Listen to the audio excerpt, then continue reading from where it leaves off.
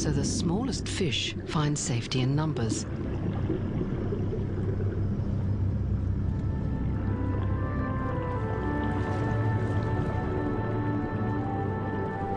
In Australian tropical and subtropical waters, fish schools can vary from millions to a few thousand.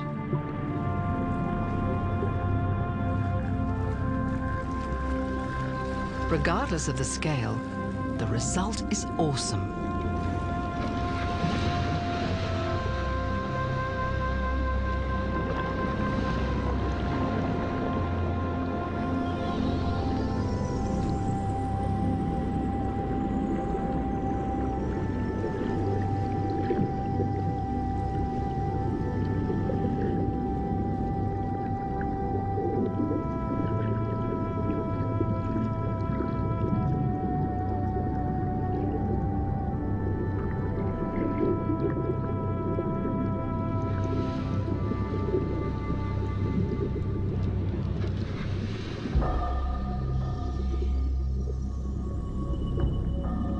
One warrior has a whole repertoire of defensive behaviors.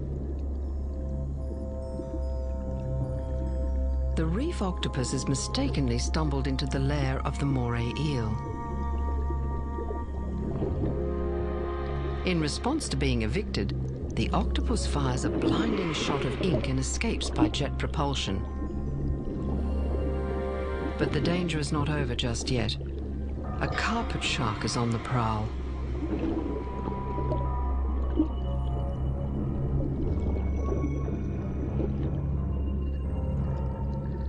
The octopus puts on a threat display,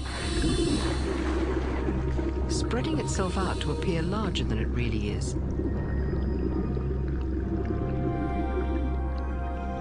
This deters the shark, giving the octopus just enough time to sneak away. It squeezes into a crevice where the pursuer can't reach. The shark will go hungry for now.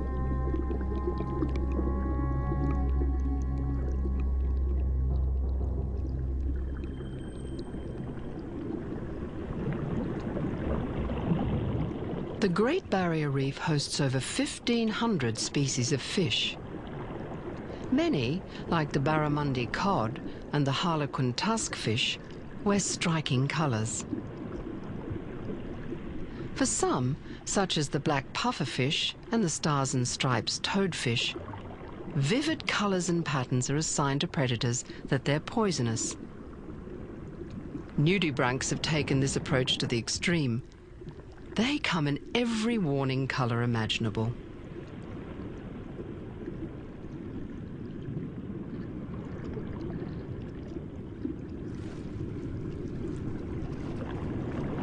Colour is not the only deterrent.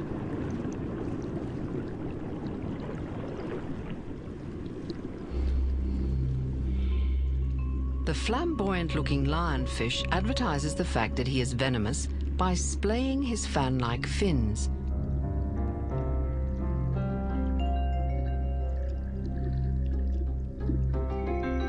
His armour consists of 13 poisonous spines, concealed amongst the fins.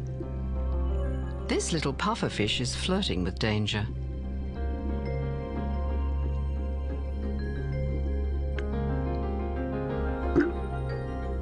The lionfish may be well armed against hunters, but what about its own kind? A darker coloured intruder has dared enter his territory.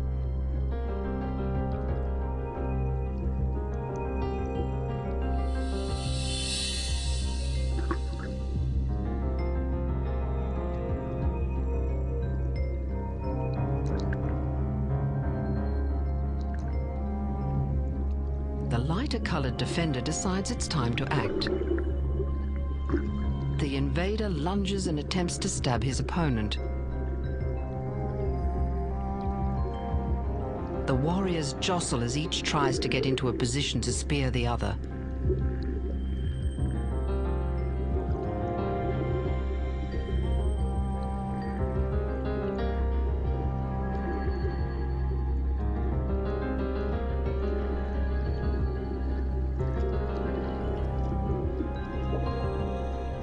the intruder wins.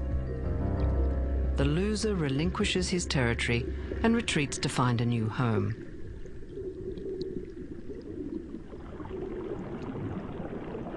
If you don't possess poison, it's a good idea to befriend someone who does. Clownfish are able to live amongst the stinging tentacles of an anemone because they use a protective mucus shield. Both creatures benefit from the association. The anemone gains a bodyguard, and the clownfish gets a refuge.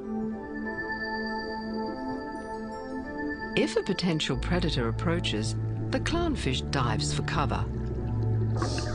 A wise hunter knows not to follow. In the quest for safety, many strange associations have evolved in the Coral Sea. There are threesomes. There's the odd couple, and then there's those that share house. Here, the goby keeps a lookout for predators while his roommate, a blind shrimp, does the housework.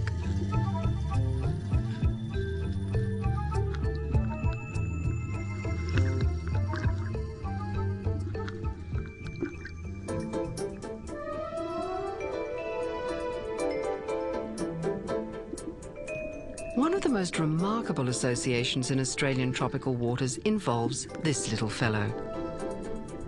He's a cleaner wrasse, and these unicorn fish are waiting for him to come and remove those irritating parasites from hard-to-get-at places.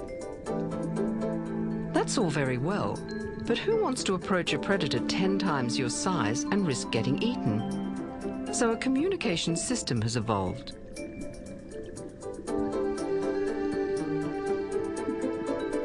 The unicorn fish change colour from dark to light to signal they're ready to be cleaned and pledge to keep their mouths shut. The cleaners then know it's safe and get to work. So the cleaner wrasse gets a meal and the recipient gets a scrub. A sort of you scratch my back and I'll supply dinner deal. The partnership can be so strong the cleaners will venture into places most wouldn't dare. But there's always someone who abuses the friendship. The false cleaner fish mimics the appearance of a cleaner wrasse, but is in fact a con artist that eats living tissue. Once this emperor angelfish is deceived, the charlatan takes a bite. Most fish at the cleaning station become once bitten, twice shy. So the false cleaner fish is always on the lookout for new fish to trick.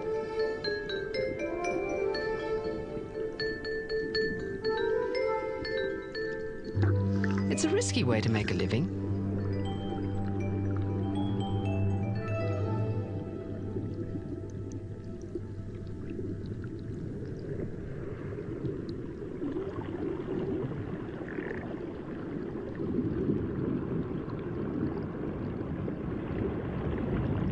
The Great Barrier Reef is actually a collection of over 2,900 individual reefs and 1,500 islands and keys built from old reef materials.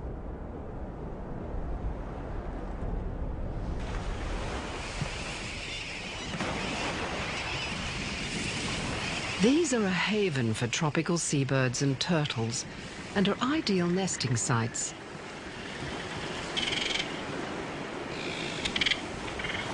Masked boobies and reef egrets congregate on the wooded islands to mate and lay their eggs.